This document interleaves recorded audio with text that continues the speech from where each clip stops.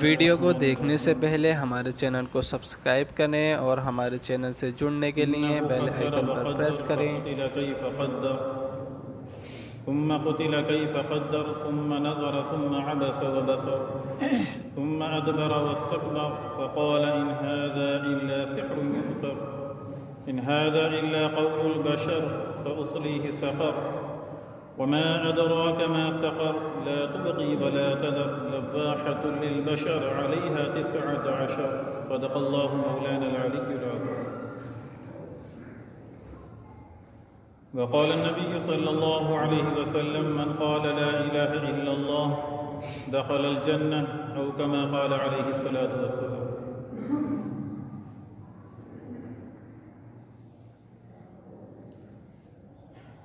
معزز و مکرم سامعین، قابل قدر پیارے بزرگوں اور عزیز نوجوان ساتھی، سیرت نبوی کے کچھ ابواب اس سے پہلے آپ کے سامنے ذکر کیے گئے، جس میں طلوع آفتاب رسالت سے پہلے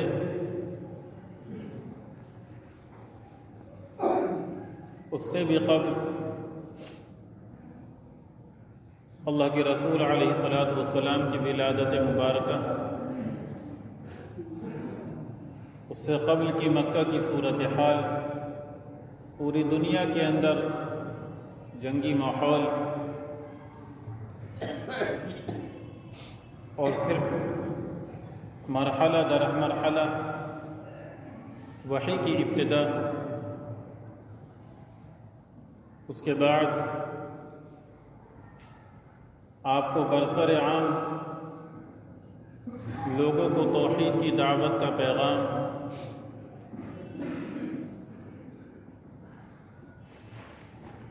پہنچانے کی جو ذمہ داری دی گئی تھی، وہاں تک ہم نے گفتگو کی، اور اسی کے ذیل میں ہمارے سامنے یہ بات بھی آئی کہ جب اللہ کے رسول صلی اللہ علیہ وسلم اس پیغام کو لے کر اٹھ کھڑے ہوئے تو اس کی وجہ سے آپ کو زبردست مخالفتوں کا سامنا کرنا پڑا۔ جو حضرات آپ کے ہاتھ پر اسلام قبول فرماتے ہیں انہیں بھی اذیتیں اور تکالیف سہنی پڑتی، اپنے رشتہ داروں سے منقطع ہونا پڑتا، خاندانی بائیکاٹ ان کا کر دیا جاتا، معیشت ان کی تباہ کر دی جاتی، معاشرت اور کلچر سے بالکل انہیں علیحدہ کر دیا جاتا، اور انتہائی گری ہوئی نظروں سے انہیں دیکھا جاتا۔ اتنی سنگین صورتحال مسلسل چل رہی ہے۔ اسی درمیان میں حضرت جبریل امین علیہ السلام کافی وقت تک آپ کے پاس تشریف نہیں لاتے ہیں، اور کسی بھی طرح کی کوئی وحی نازل نہیں ہوتی۔ ایک طرف لوگوں کے ایذا رسانیاں اور لوگوں کی تکالیف جو اللہ کے رسول اور صحابہ کو پہنچ رہی تھی، اور دوسری طرف وحی کا سلسلہ رک جاتا ہے۔ حضرت جبریل امین علیہ السلام کوئی وحی دے کر نازل نہیں ہوتے تو کافروں کو موقع ملتا ہے اور وہ فوراً زبان عام کر دیتے ہیں، طعن و تشنیع شروع کر دی جاتی ہے، حتیٰ کہ ابو جہل کی بیوی ام جمیل وہ تو یہاں تک کہنے لگتی ہے کہ محمد کا رب ان سے ناراض ہو گیا ہے، محمد کے رب نے انہیں چھوڑ دیا ہے، محمد کا رب کا ان سے کوئی تعلق نہیں رہ گیا ہے۔ یہ دل سوز اور دل ہلا دینے والے جملے ام جمیل ابو لہب کی بیوی کی زبان سے نکلتے ہیں۔ یقین جانیے کہ اللہ کے رسول علیہ السلام کو کس قدر تکلیف اور کس قدر اذیت ہوئی ہوگی۔ تو ایک تو وہ تکالیف تھی جو دی جا رہی تھی جسمانی طور پر، اور ایک وہ تکالیف ہیں جو زبان کے ذریعے سے، اور ایسی سخت ترین جملے اس رب کے تعلق سے کہ جس رب نے اگر سب سے زیادہ کسی سے محبت کی ہے اپنے بندوں میں تو وہ نبی پاک صلی اللہ علیہ وسلم کی ہی ذات اقدس۔ زمین پر یہ طعن و تشنیع کے سلسلے جاری کہ جبریل امین علیہ السلام کوئی وحی لے کر نہیں آ رہے ہیں، وحی کا سلسلہ ختم ہے، رب ناراض ہے، اللہ خوش نہیں ہے، محمد کا رب ان سے علیحدگی اختیار کر چکا ہے۔ چنانچہ یہ جملے جاری ہیں، اتنے میں حضرت جبریل امین علیہ السلام فوراً سورہ ضحیٰ اور سورہ نشرح لے کر نازل ہو جاتے ہیں۔ والضحیٰ قسم ہے چڑھتے ہوئے دن کی، واللیل اذا سجا قسم ہے رات کی تاریکی کی جب وہ پھیل جائے۔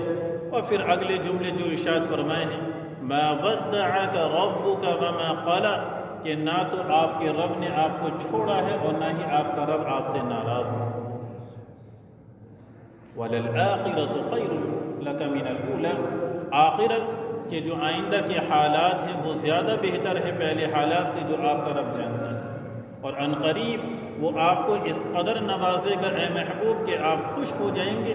اور آپ دیکھیے اس سے پہلے کیا اللہ نے ایسا نہیں کیا؟ أَلَمْ يَجِدْكَ يَتِيمًا فَآوَى، آپ جب اس دنیا کے اندر آئے ہیں جیسے ہی آپ نے آنکھیں کھولی ہیں کہ آپ یتیم نہیں تھے؟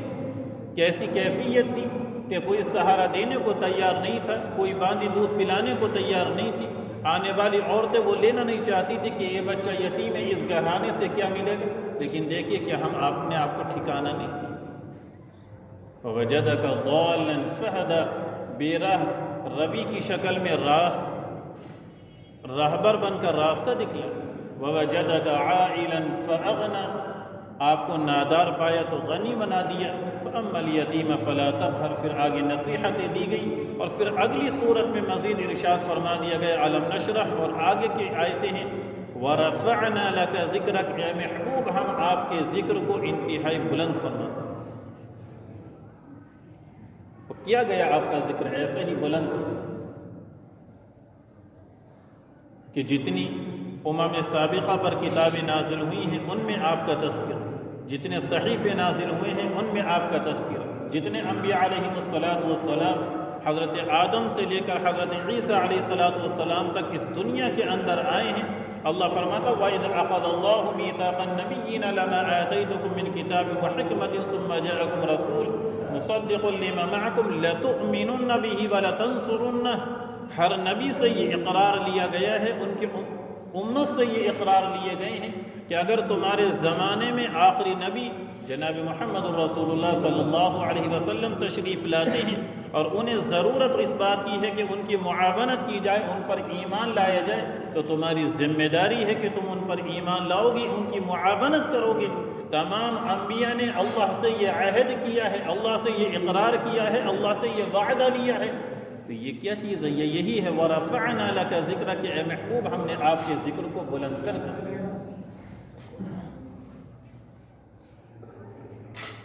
اور کیسا بلند کہ شریعت مطہرہ کے اندر بھی کوئی عبادت ایسی نہیں رکھی جس میں اللہ رب العزت نے آپ کے ذکر کو شامل نہیں۔ آذان میں اگر اللہ کی توحید کا اقرار کیا جاتا ہے تو ساتھ میں اللہ کے رسول کی رسالت کا بھی اقرار کرایا جاتا ہے۔ اسلام قبول کرنے کے لیے جہاں اللہ کی وحدانیت کو تسلیم کرنا ہے وہیں رسول کی رسالت کو بھی ماننا ہے، اس کے بغیر انسان مسلمان نہیں۔ تکبیر کے اندر اگر اللہ کا ذکر ہے تو ساتھ میں اللہ کے نبی کا بھی ذکر ہے۔ نماز کے اندر اگر اللہ کا ذکر ہے تو ساتھ میں درود شریف کے ذریعے سے اللہ کے رسول کا بھی تذکرہ ہے۔ کوئی چیز اللہ نے ایسی نہیں چھوڑی، بلکہ یہاں تک فرما دیا گیا کہ جو تم ہاتھ اٹھاتے ہو اللہ سے مانگنے کے لیے، اگر تم یہ چاہتے ہو کہ تمہاری دعائیں اللہ کی بارگاہ میں جلد قبول ہوں تو اس کا بہترین طریقہ یہ ہے کہ اپنی دعا کی ابتدا میں، اپنی دعا کے درمیان میں اور اپنی دعا کے آخر میں اللہ کے رسول پر درود بھیجو، اسی کے طفیل میں تمہاری دعائیں بھی قبول کر لی گئی۔ یہی ہے وَرَفَعْنَا لَكَ ذِكْرَكَ، کہ آپ کے ذکر کو اللہ نے بلند فرما۔ اسی موقع پر آپ کے بیٹے قاسم اور ان کے بعد دوسرے بیٹے عبداللہ اور بعد حضرات ابراہیم بھی تحریر کیا ہے۔ آپ کی گود مبارک کے اندر ہے، آپ کی آنکھوں سے آنسو جاری ہے، انتہائی آخری وقت ہے، نزع طاری ہے، اور جب انتقال ہوتا ہے تو فوراً کافر پھر طعنہ دینا شروع کر دیتے ہیں کہ آپ کی نسل ختم ہو رہی ہے، آپ بے نام و نشان ہو جائیں گے، ابتر ہو جائیں گے۔ ابتر کہتے ہیں ایک ایسا انسان جس کی نسل نہ چل پاتی ہو، جس کا نام و نشان ختم ہو جائے، جس کا کوئی نام لیوا نہ ہو۔ فوراً اللہ نے سورہ کوثر نازل فرما دی، اِنَّا أَعْطَيْنَاكَ الْكَوْثَرَ، کہ اے محبوب ہم نے تمام بھلائیاں آپ کو عطا فرمائی ہیں، اور کل قیامت کے دن حوض کوثر عطا فرمایا جائے گا۔ اور رہی بات پھر کچھ نصیحتیں ہیں، اور آخری جملے میں فرما دیا کہ جو طعنہ دینے والے ہیں، جو یہ عیب لگانے والے ہیں اور اس طرح کی الزام تراشیاں کرتے ہیں کہ آپ کا نام بے نام و نشان ہو جائے گا، اے محبوب ایسا نہیں ہونا، ان شانئک ھو الابتر، جو آپ کے یہ دشمن ہیں یہی بے نام و نشان ہو جائیں گے۔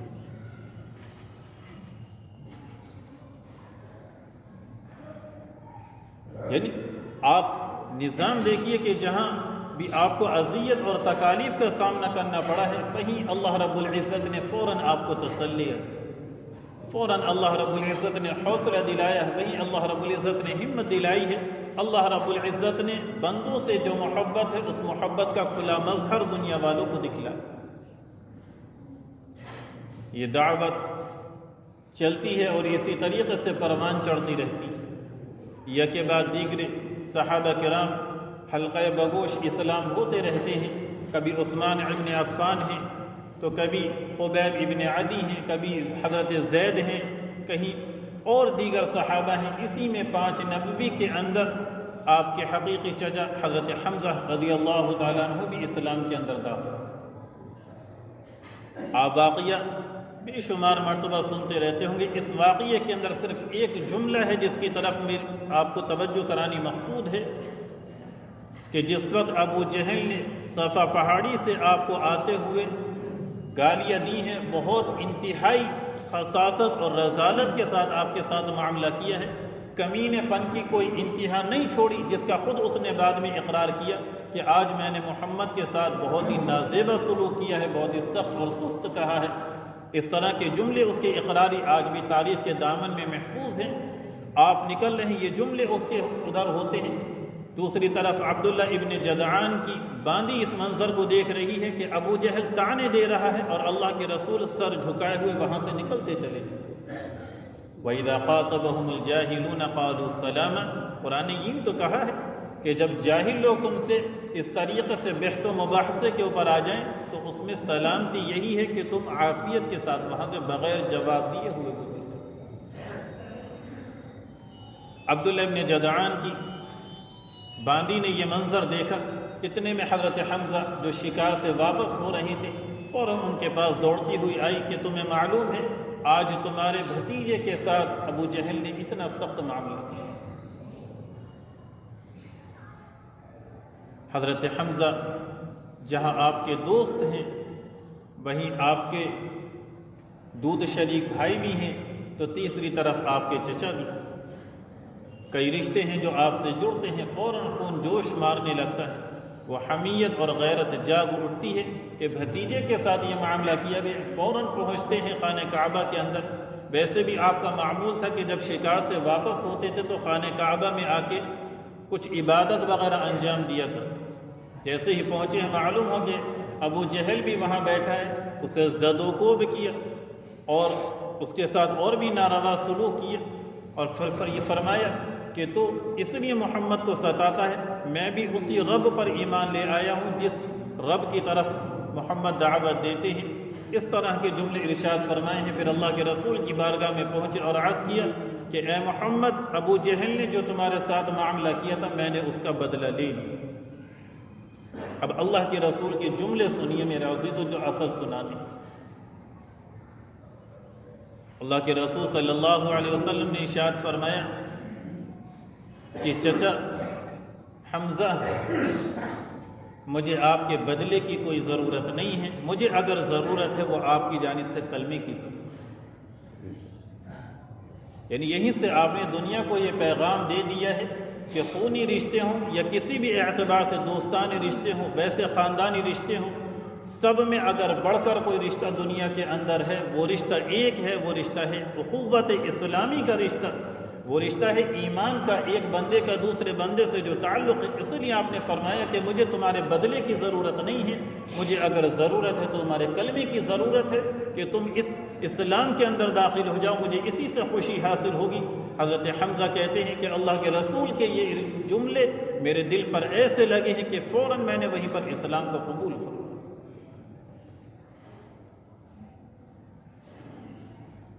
یہ سلسلہ چل رہا ہے، اگلا سال آتا ہے 6 نبوی، کافر بہت پریشان ہیں، کہ اسلام اتنی تیزی کے ساتھ، اتنی سرعت کے ساتھ پروان چڑھ رہا ہے، لوگ اتنی تیزی سے اسلام میں داخل ہو رہے ہیں، حج کا مہینہ آ رہا ہے، کتنے علاقوں سے، کتنے خاندانوں سے، کتنے قبیلوں سے لوگ حج کے لیے آئیں گے۔ ایسا نہ ہو کہ محمد کی دعوت پر لبیک کہتے ہوئے وہ بھی ان کی بات کو قبول کریں۔ چنانچہ کمیٹی طے پائی گئی، مشورے ہو رہے ہیں کہ اس دعوت کو روکنے کے لیے کیا کیا جائے۔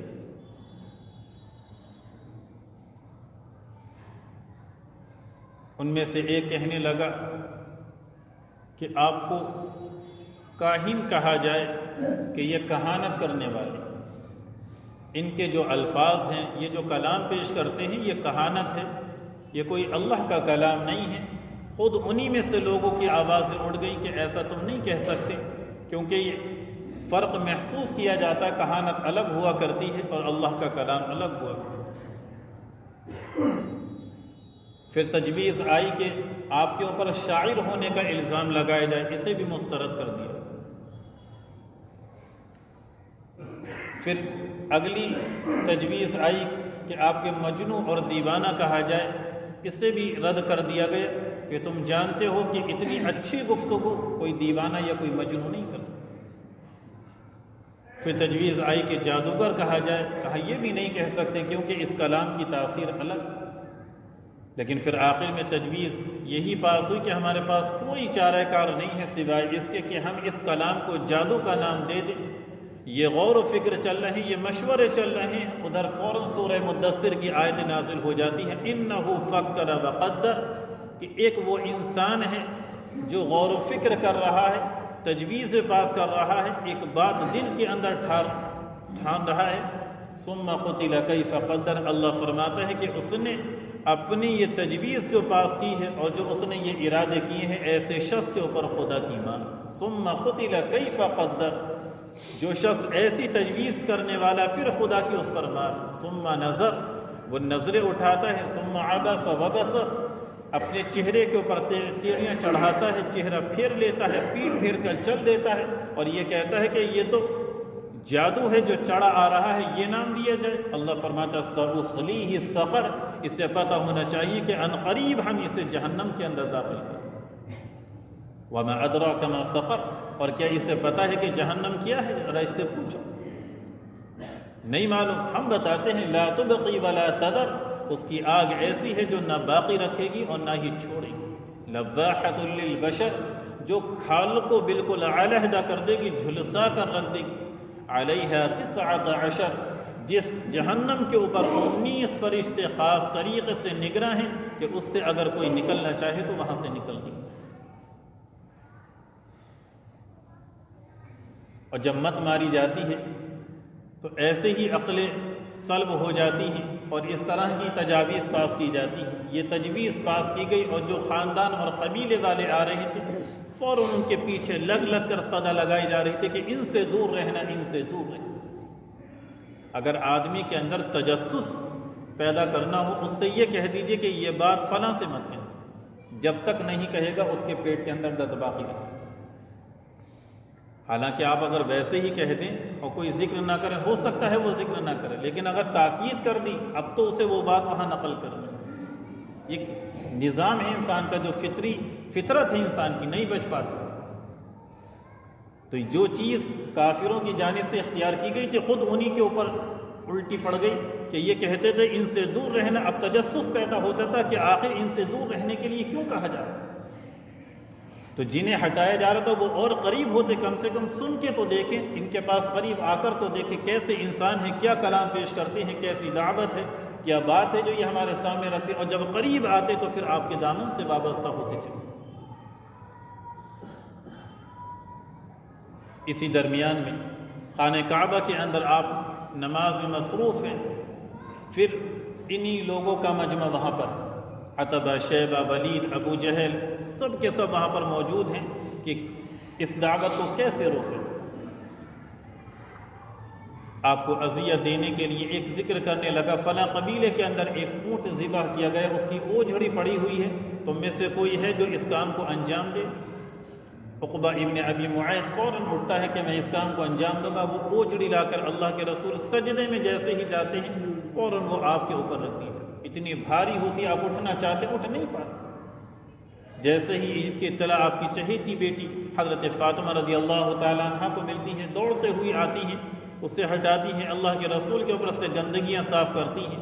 ان کی آنکھوں سے بھی آنسو جاری ہیں. اللہ کے رسول بھی رو رہے ہیں اور فرما رہے ہیں کہ اے فاطمہ غمگین ہونے کی ضرورت نہیں. اور اتنی تکلیف پہنچی تھی اس موقع پر آپ اللہ کی بارگاہ میں عرض کرتے ہیں، اے اللہ کن لوگوں کو مجھے ان کے حوالے کر دیا کہ جو تیری عبادت بھی کرنے نہیں دیتے، تیرے سامنے سجدے نہیں کرنے دیتے، تیری عبادت سے روکتے ہیں. اے بار الہ جو ایسا کرنے والے ہیں انہیں نیست و نابود فرما، تباہ و برباد فرما. عبداللہ ابن مسعود رضی اللہ فرماتے ہیں کہ اللہ کے رسول کے ساتھ جن لوگوں نے یہ معاملہ کیا تھا وہ 7 تھے. ان 7 کے حق میں اللہ رب العزت کے رسول نے یہ دعا فرمائی تھی. کہتے ہیں کہ غزوہ بدر کے اندر میں نے خود ان 7 کو قتل ہوتے ہوئے. یہ نظام کائنات ہے کہ جو اللہ سے جڑتا ہے وقتی حالات یقیناً آتی، آزمائش اور ابتلا اترا کرتی. لیکن جب بندے کا تعلق اللہ سے مضبوط ہوتا ہے تو اللہ رب العزت کی جانب سے معاونت اور مدد بھی ایسے ہی اترا کرتی. جب سارے حربے ختم ہو گئے تو پھر پہنچتے ہیں ابو طالب کے پاس، چچا کے پاس، کہ آپ کے بھتیجے نے تو ہمارے لیے جینا دوبھر کر دیا. نہ معلوم کون سا دین ہے جو پیش کر رہا ہے جس کی وجہ سے ہم علیحدہ ہوتے چلے جا رہے ہیں، ہمارے معبودوں کو برا بھلا کہا جا رہا ہے. آپ بلائیے اور بات کی. ابو طالب آپ کو بلاتے ہیں، کچھ باتیں عرض کرتے ہیں، لیکن آپ فوراً ان کے سامنے کہنے لگتے ہیں کہ اگر یہ میرے دائیں ہاتھ میں سورج اور بائیں ہاتھ میں چاند رکھ دیں اور پھر مجھ سے یہ کہیں کہ اس پیغام کو، اس دعوت کو چھوڑ دیا جائے تو میری موت تو آ سکتی ہے لیکن میں اس پیغام کو نہیں چھوڑ سکتی. اور چچا جان اگر آپ کو کسی قسم کا اضطراب ہے یا اس طرح کی کوئی خلش ہے یا کوئی ایسی بات ہے تو یقیناً میں آپ کی سرپرستی سے دستبردار ہوں. میرے لیے میرا رب کافی ہے، میرا اللہ کافی ہے جس نے مجھے یہ پیغام دے کر بھیجا ہے. مجھے تو اس پیغام کو دنیا والوں کو سنا. ابو طالب یہ جملے کہہ کر فوراً وہ حمیت جاگ اٹھی اور کہنے لگے کہ اے محمد تمہیں جو کرنا ہے کرو، جب تک میں زندہ ہوں تمہاری سرپرستی اسی طریقے سے کرتا ہوں. یہ حربہ بھی فیل ہو گیا تو بالکل انتہائی آخر میں پہنچ گئے کہ اے محمد آپ چاہتے کیا؟ آپ دولت چاہتے ہیں، پورے عرب کی دولت آپ کے قدموں میں نچھاور کر دیں. آپ عورت چاہتے ہیں، عرب کی سب سے زیادہ حسین اور جمیل خوبصورت عورت آپ کے نکاح میں دیں. آپ حکومت چاہتے ہیں، آپ اس دعوت کو چھوڑ دیجئے، ہم آپ کو پورے عرب علاقے کا بادشاہ تسلیم کرنے کے لیے تیار. اور اگر آپ کو یہ لگتا ہے کہ کوئی بیماری ہو گئی ہے ہم اس کے علاج کے لیے بھی تیار. آپ نے فرمایا سب کچھ کہہ لیا تم؟ کہا ٹھیک ہے ہم نے اپنی بات پیش کر دی، اب میں کچھ کہوں. چنانچہ اس کے بعد آپ نے اپنا پیغام پیش کیا اور پھر سورہ حامیم سجدہ کی ابتدائی آیتیں تلاوت فرمائی ہیں. جس شخص نے عتبہ جسے اپنی زبان کے اوپر ناز تھا کہ جادو اس کے اندر نکلا کرتا تھا، جو بہترین کلام کے اوپر قادر تھا، جب قرآن کے اعجاز کو سنا ہے تو چہرے کا رنگ بدلا ہوا تھا اور اپنے مشاورین کے پاس آ کر کہنے لگا خدا کی قسم جو کلام محمد پیش کرتے ہیں یہ اللہ کے علاوہ کسی اور کا کلام نہیں ہو سکتا. اور میری رائے، میرا مشورہ یہ ہے کہ انہیں ان کے حال پہ چھوڑ دیا جائے. اگر یہ غلط ہیں تو دوسرے لوگ انہیں تباہ کر دیں گے، اور اگر یہ حق ہیں تو پھر ان کی حکومت اور ان کی سلطنت، ان کی کامیابی تمہاری کامیابی ہے، ان کی کامیابی کی وجہ سے تمہیں بھی سرخروئی نصیب ہوگی. اس لیے میری رائے یہ ہے کہ تم بھی یہاں انہیں ان کے حال پہ چھوڑ دو. فوراً مشورہ کرنے والے کہنے لگے اے عتبہ ایسا لگتا ہے کہ تمہارے اوپر بھی جادو کر دیا. خلاصہ یہ ہے کہ ان چند واقعات میں ہمارے سامنے جو بات نکھر کر آئی ہے، جو بات سامنے آئی ہے وہ یہ کہ اس دنیا کے اندر سب سے بڑا رشتہ اخوت اسلامی کا رشتہ. اس دنیا کے اندر سب سے زیادہ معتبر اور متبرہ کوئی چیز ہے اللہ کی نگاہ میں وہ ہے ایمان.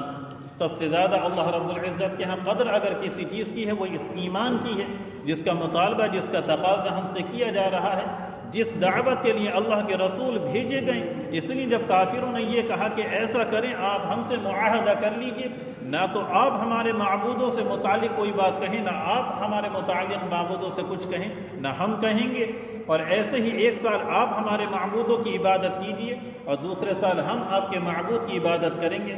فوراً قل یا ایھا الکافرون آیتیں اتر جاتی ہیں کہ اے محبوب یہ کافر جو کہتے ہیں ایسا نہیں ہوگا، اور پھر آگے فرمایا قل افغیر اللہ تأمرونی اعبد ایھا الجاہلون، اے نبی ان سے فرما دیجئے جو جاہل آپ کو حکم دیتے ہیں کہ آپ اللہ کے علاوہ کسی اور کی عبادت کیجئے، انہیں بتا دیجئے کہ میرے اوپر بھی اور مجھ سے پہلے جتنے انبیاء علیہم السلام اس دنیا کے اندر آئے ہیں سب کے اوپر یہی پیغام نازل ہوا ہے، لئن اشرکت لیحبطن عملک، کہ اگر تم نے شرک کیا تو اللہ تمہارے اعمال کو ضائع کر دے گا اور تم خسارہ اور نقصان اٹھانے والے ہو جاؤ گے۔ بل اللہ فاعبد وکن من الشاکرین، بلکہ تمہیں حکم یہ ہے کہ اس اللہ کی عبادت کرو اور اس اللہ کا شکر ادا کرنے والے۔ لیکن افسوس اور ہزار بس افسوس کہ آج ہماری یہ امت اور یہ قوم، یہ امت مسلمہ اسی توحید کو، اسی پیغام کو اور اسی دعوت کو پوری طریقے سے سینوں سے نکال چکی ہے، معاشرے سے دور کر چکی ہے۔ بڑا طبقہ ہے، کوئی جھاڑ پھونک کے اندر مبتلا ہے، کوئی تعویذات کے اندر مبتلا ہے، کوئی مزار اور قبر پرستی کے اندر مبتلا ہے، تو کوئی اقوال اور افعال کے اعتبار سے شرک یا افعال شرک کے اندر مبتلا پایا جاتا ہے۔ کہیں سوچ دوسری ہے، کہیں اسباب کو ہی سب کچھ سمجھ لیا گیا ہے، کہیں یہ ہے کہ فکر صرف اس بات کی کہ مال و دولت کی فراوانی کیسے ہو، تعیش کیسے حاصل کیا جائے، عیش پسندی کیسے حاصل ہو جائے، کس طریقے سے ہم اپنے لیے اسباب مہیا کر سکیں۔ فکر نہیں ہے تو نماز ہو، فکر نہیں ہے تو زکوٰۃ ہو، فکر نہیں ہے تو اللہ رب العزت کے سامنے رونے کی اور گڑ گڑانے کی، فکر نہیں ہے تو اللہ سے مانگنے کی، فکر نہیں ہے تو اللہ سے اپنا تعلق استوار کرنے کی، فکر نہیں ہے تو اللہ کے رسول کی سیرت کو پڑھنے کی، فکر نہیں ہے تو اللہ کے رسول کے اصحاب کی سیرت کو مطالعہ کرنے کی، کہ جنہوں نے اتنی قربانیاں دی ہیں، اپنے گھروں کو نچھاور کر دیا، جانوں کو نچھاور کر دیا، مال قربان کر دیے، ہر طریقے سے تیار رہیں، لیکن اس پیغام سے کہ لا الہ الا اللہ محمد الرسول اللہ، اسے خود بھی پڑھنا ہے، سینوں میں بسانا ہے اور دنیا والوں کے سامنے پیش کرنا ہے، ٹس سے مستق نہیں ہو سکتا۔ اس لیے میرے مسلمان عزیز بھائیوں درخواست ہے کہ خدا کے واسطے اپنے اس معاشرے سے ان افعال کو ختم کریں، اور شرک صرف اسے ہی نہیں کہتے کہ اللہ کے ساتھ ان معبودان باطلہ کی عبادت کی جائے، شرک کی بہت سی حیثیت، بہت سی طبقے ہیں، حتیٰ کہ اللہ کے رسول نے یہ فرمایا کہ اگر نماز پڑھ رہے ہو، سامنے کوئی دوسرا شخص آ گیا، نماز کو لمبا کر دیا تاکہ اسے اچھا محسوس ہو، یہ چیز بھی شرک کے اندر تھا۔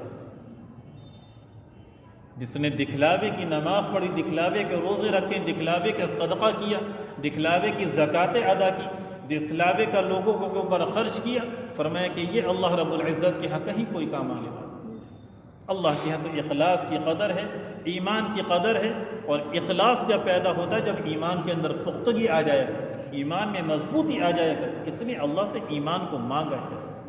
اور جو اس وقت یہ ہمارے سامنے حالات ہیں، اس میں بھی ہم جتنا کثرت سے اللہ سے رجوع کر سکتے ہیں، میرے بھائیو اللہ سے رجوع کریں، کہ پوری دنیا کے اندر کیسی افراتفری ہے، کیسی اذیتوں کا سامنا ہے، کیسے مسلمانوں کے اوپر سنگین ترین حالات ہیں، کہ لاکھوں کروڑوں کی آبادی مسلمانوں کی تہ تیغ کی جا رہی ہے، نسلیں ختم کی جا رہی ہیں، ایمان سلب کیے جا رہے ہیں، ایمان کو چھیننے والی سازشیں رچی جا رہی ہیں۔ ایسے زمانے میں، ایسے سخت ترین حالات میں اگر ہمارے پاس سب سے بڑا کوئی ہتھیار ہے تو وہ یہ ہے کہ کم سے کم ہم زیادہ سے زیادہ اللہ کی طرف رجوع ہونے کو اور دعا مانگے۔ دعا میں درود شریف تو ہے ہی، اس کے ساتھ ایک دعا اور ہے جو اللہ کے رسول علیہ السلام نے تلقین فرمائی۔ آپ نے فرمایا کہ جب تمہیں اپنے دنیا کے کاموں میں کسی کام کے لیے اللہ سے دعا مانگنی ہو تو ان الفاظ کے بعد اللہ سے دعا مانگو، یقیناً اللہ رب العزت تمہاری ان دعاؤں کو قبول فرمائے۔ آپ نے آخرت کا بھی ذکر نہیں کیا اس حدیث میں، فرمایا کہ تمہاری دنیا سے متعلق اگر کوئی عرضی ہو، کوئی عریضہ ہو، کوئی درخواست اللہ کے سامنے پیش کرنی ہو تو ان الفاظ کے بعد اللہ سے مانگو، اللہ یقیناً سنے گا۔ کون سی دعا؟